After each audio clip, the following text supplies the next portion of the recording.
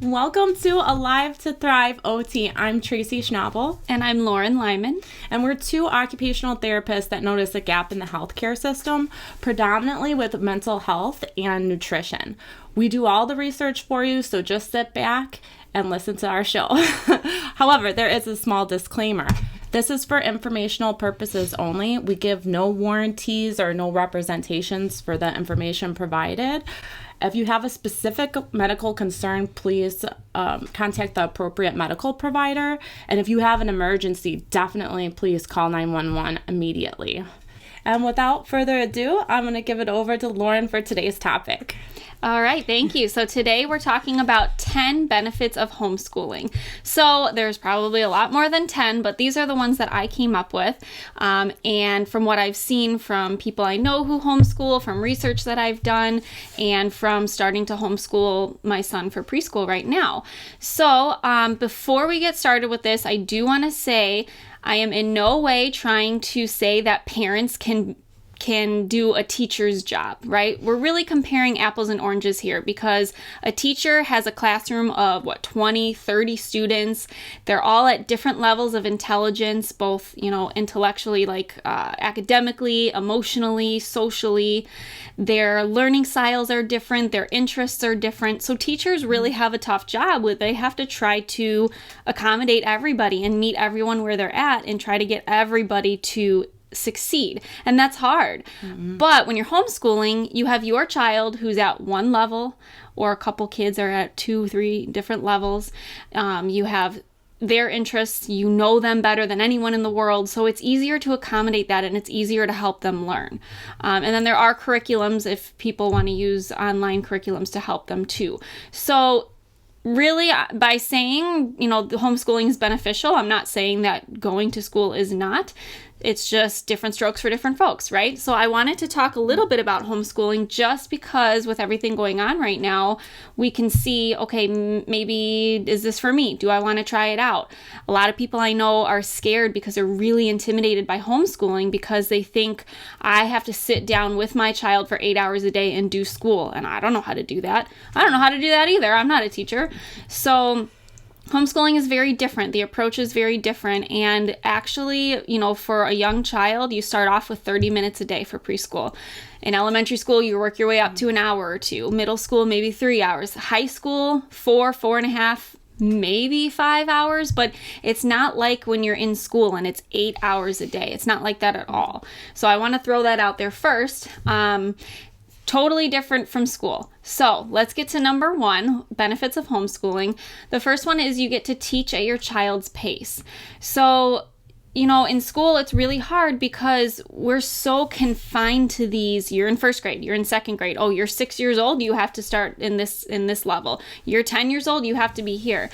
And that's not really how it works because everybody's different. So my 10-year-old may be a genius and my 12 or 13-year-old may be like even further behind my 10-year-old in some areas, and in other areas may be advanced.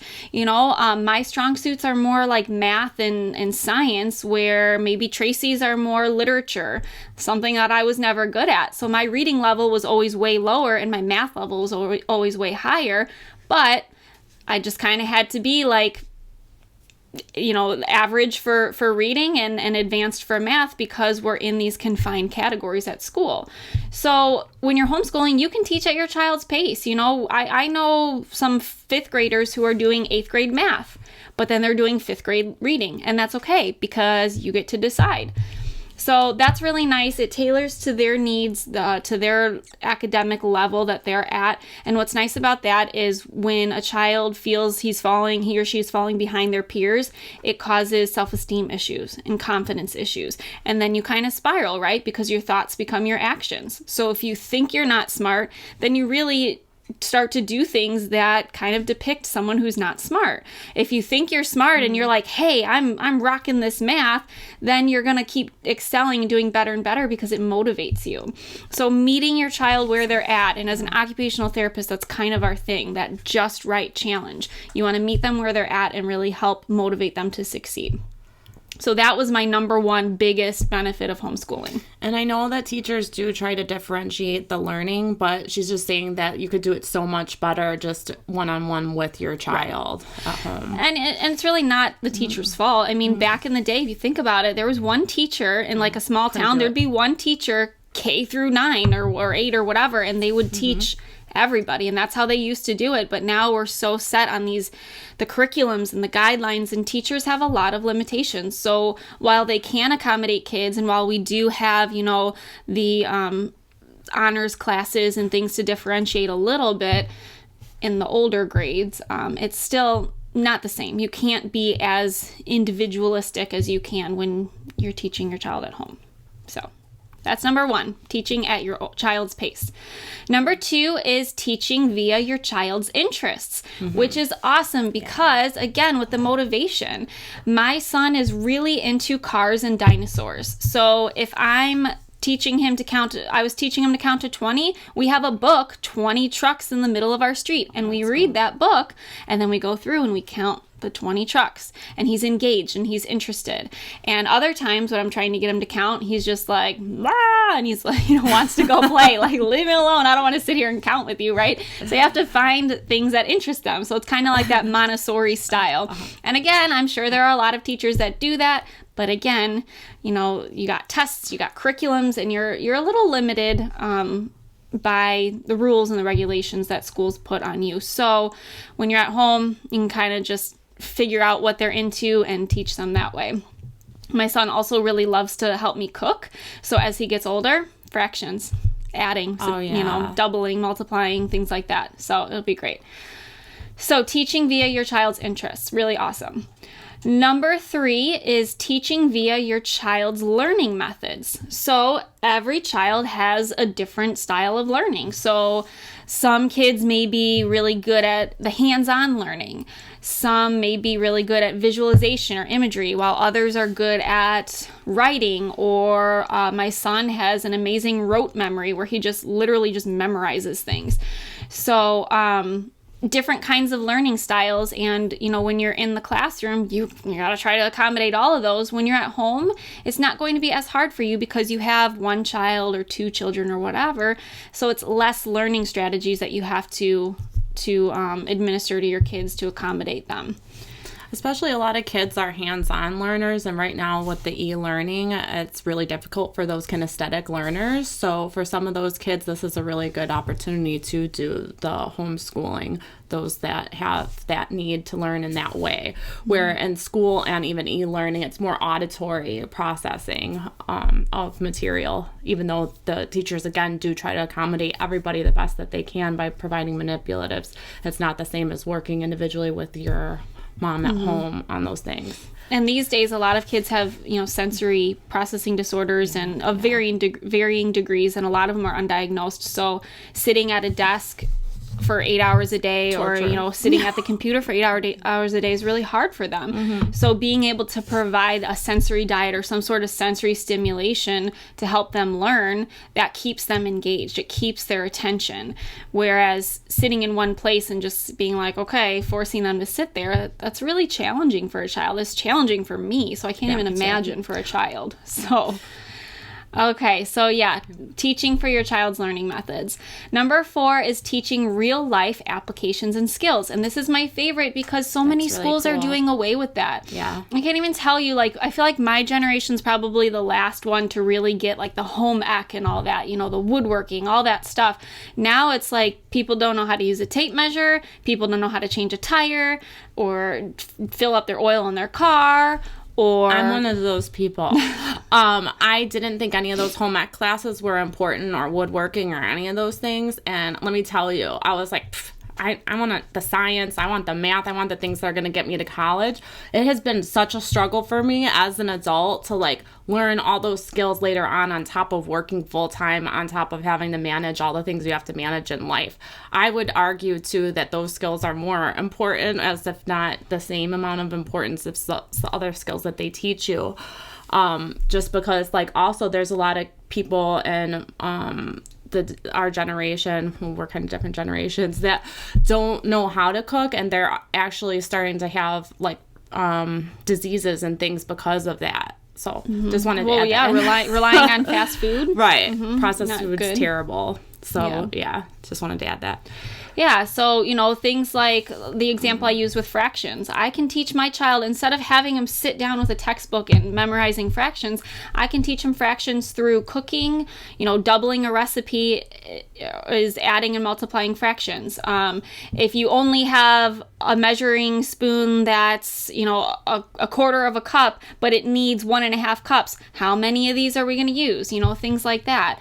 A tape measure is great. So doing carpentry work, and that's great hands-on, physical, engaging things. And then again, they're not sitting at a desk. So not only is it engaging, but it's good for their body physiologically, getting up and moving and getting your blood pumping. Yeah. That is good for your brain, because your brain works better when you are physically engaged. So that's a great aspect of homeschooling as well. And then again, from an OT perspective, if we treat someone who just had a stroke, the brain goes into this same kind of phase as a child. So children are soaking up information and learning. Well, after you have a stroke, your brain becomes very neuroplastic, where it takes on a lot of information. But it's really bad to do if you want to strengthen someone's bicep and just tell them, okay, bend and straighten and do some curls with weights. Yes, the muscle will become stronger, but if they're having trouble making the connection from the brain to the muscle, doing that is not going to help it. It doesn't strengthen the brain. It only strengthens the muscle. So doing functional activities like, okay, practice drinking this glass of water, that's actually going to help them more than just like sitting there and, okay, lift. So same concept with education. So a child learning fractions, sitting at the book, just read it, write it, redo it, do it again. There's some benefit to that, but if you're not applying it to something functional where they can see like, okay, what's actually happening, it's a lot harder to learn. And people who don't pick up on things quickly, like math, and that's a big fraction of people, it's going to be harder for them to learn, and they're going to get discouraged. And then again, we start that spiral where negative thoughts, negative behaviors, and it's really hard for them to succeed in school. So functionality and real life applications are awesome. Number 5 is flexibility. So bad weather, then maybe you can work on reading inside. Is it a really nice day? Maybe you could do nature-based learning. Your child couldn't sleep last night? Let them sleep in the morning, because the brain works better when it's well rested, right? So it's really flexible in terms of time. You are the teacher, so you can kind of determine when you want to start your day, when you want to end your day. One big issue with schools, and this has been talked about so much, but nobody's ever done anything, is younger kids tend to wake up early, and older kids, like high schoolers, tend to sleep in, because those are their biological needs. That's their internal clock. That's just how it works. And yet young kids start school later, and older kids start school really early. So, and I know it has to do with the buses and all that. They want to stagger it, but really we should be staggering it so that the older kids are starting later, because that, in terms of sleep, is what they need. So when you homeschool, you can make that happen. So if your kid needs to sleep in until 9 or 10 o'clock, then start school at 10 o'clock or 10:30 or whatever. So the flexibility is really nice. If it's a gorgeous day and your child is just, you can tell, your child needs a mental health day. So rather than, if they're in school, keeping them home from school, now you got a ton of homework you got to make up, and that's stressful. So you take a mental health day and then you're stressed out over it. When you're homeschooling, you don't have to worry about that. If your child needs a mental health day, take a mental health day. Take the day, go to the park, relax, go have your child go on the swings or play, run, go swimming, whatever, and then come back to it tomorrow. And you can, there's no schedule. There's no, oh my gosh, I missed this, I have to get this in. It's just, okay, now we come back refreshed and even in a better state where we can learn. So flexibility is a great thing.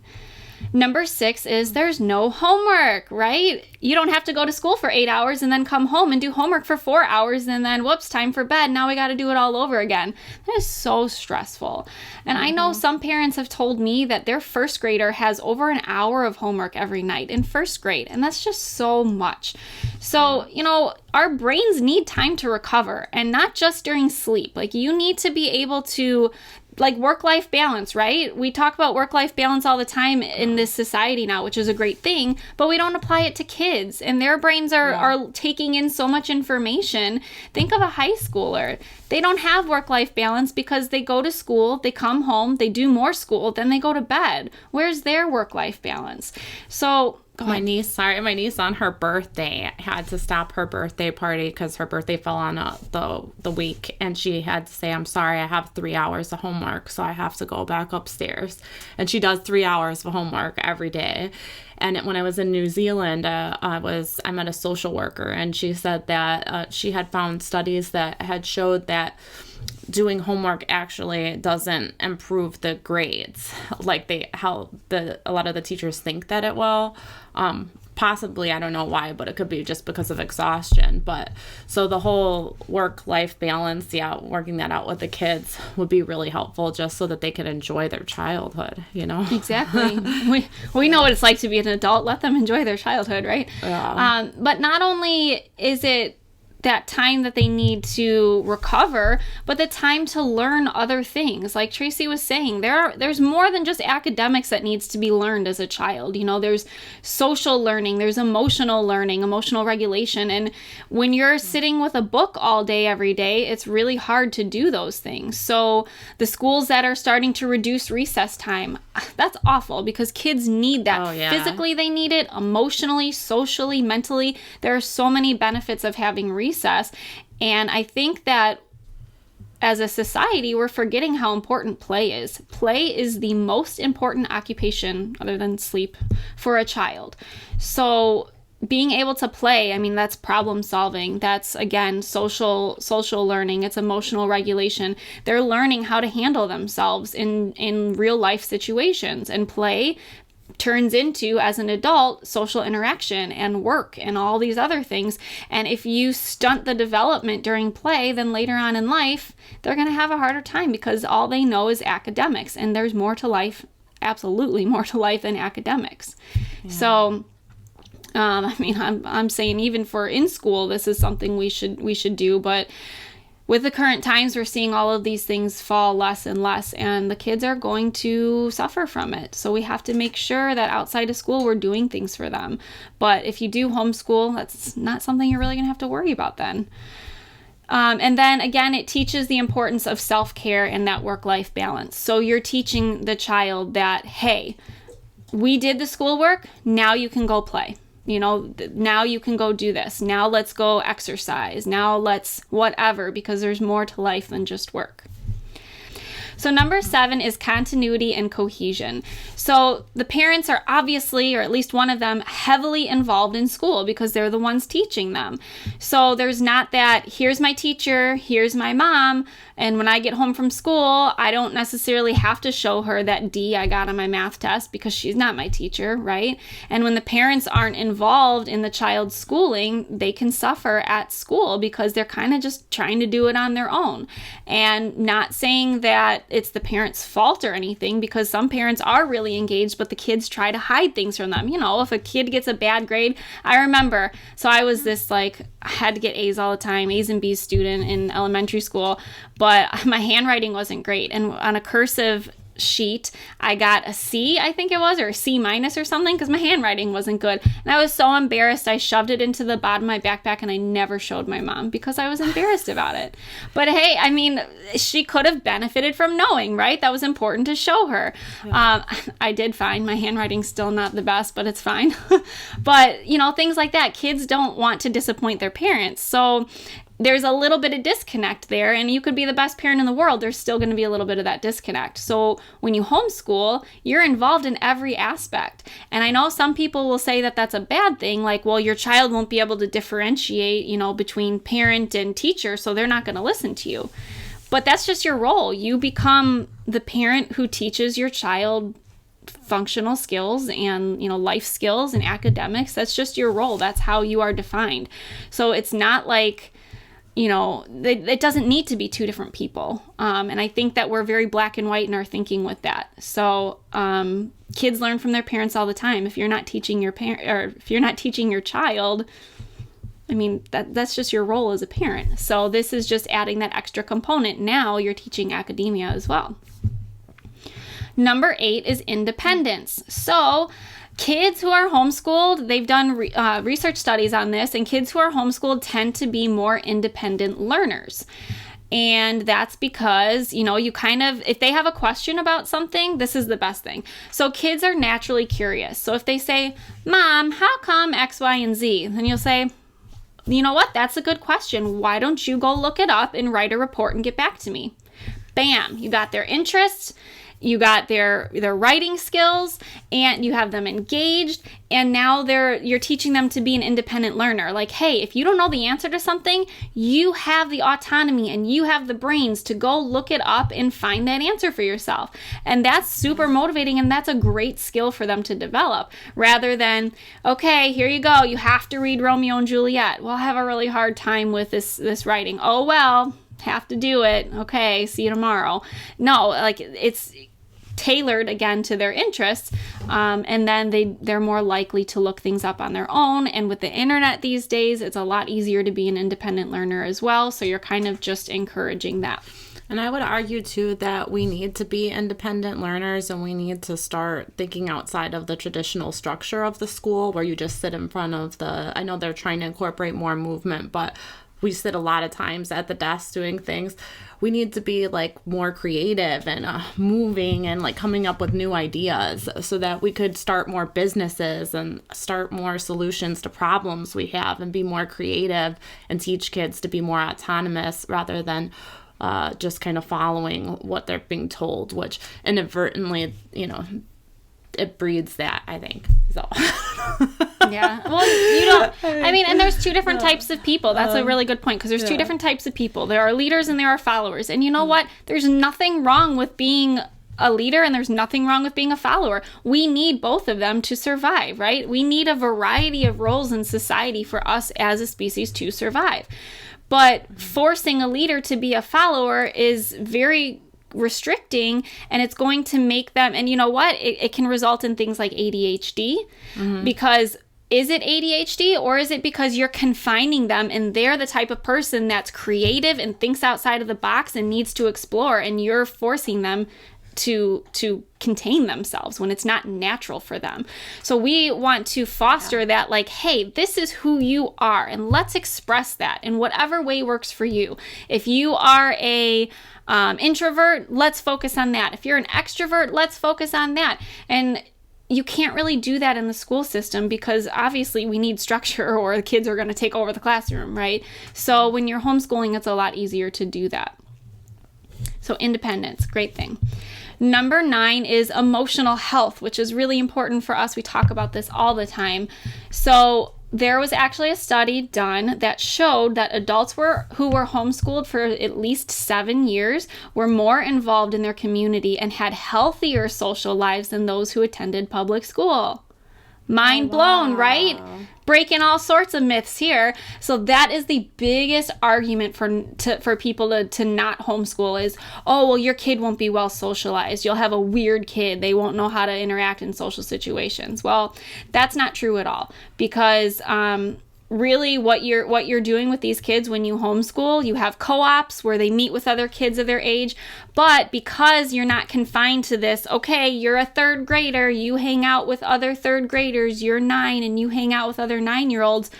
It's not like that. They hang out with their siblings. They hang out with adults, grandparents, aunts, uncles. They go to the zoo and they meet a friend, and your kid is like 4 and this kid's like 7 and they're playing together. Isn't that weird? Not really. It's only weird because we have convinced ourselves that it's weird. But back in the day, these things did not matter. Yeah. And teaching a kid how to interact with all different kinds of people and all ages and all areas of interest, that's what's going to foster good social and emotional health.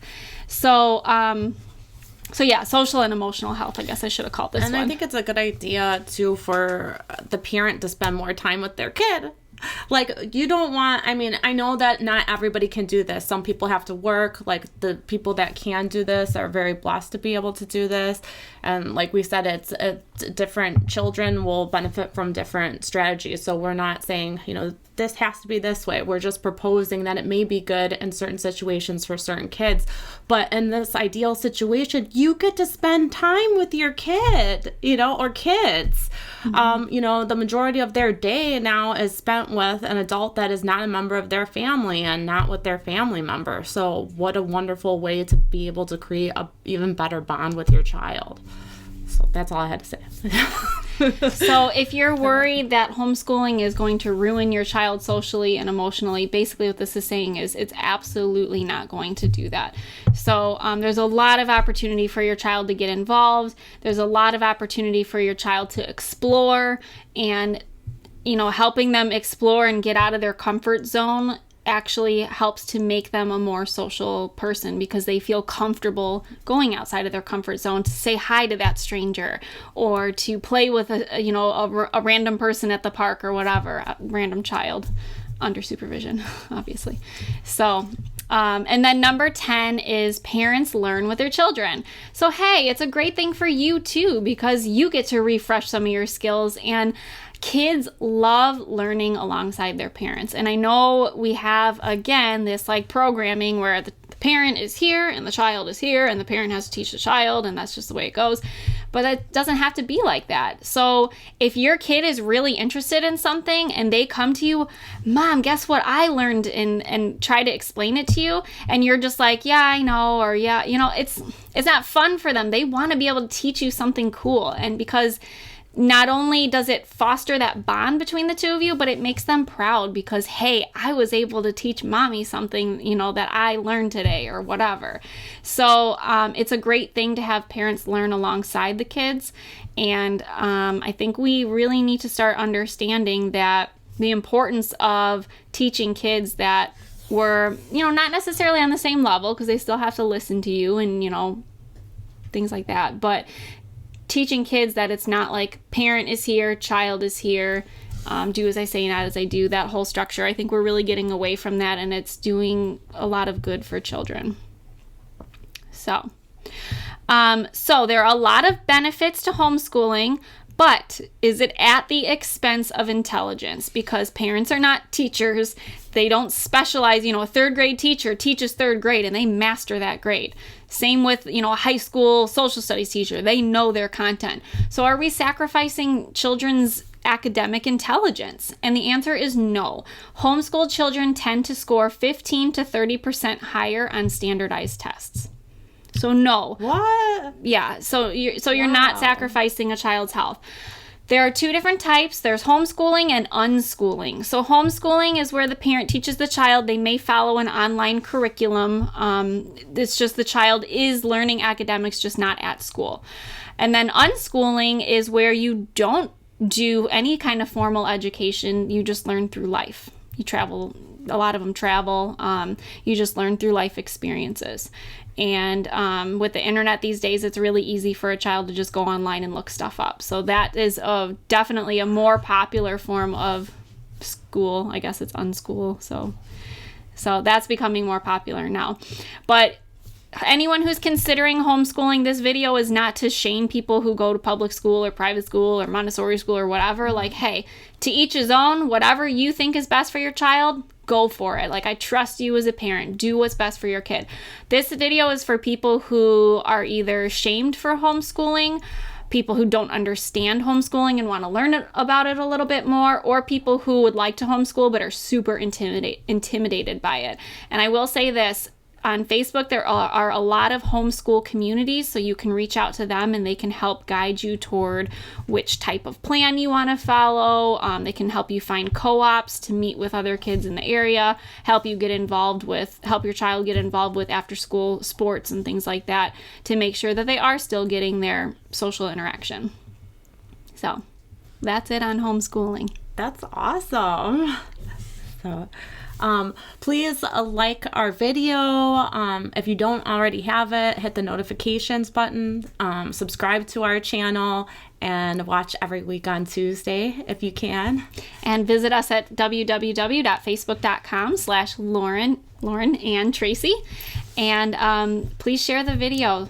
please share it with other people, because now is a time where people definitely are considering homeschool, but they're very intimidated. So we want to get them past that intimidation and help people look into this. And as always, we're wishing you physical, emotional, and spiritual well-being. Thanks for being here.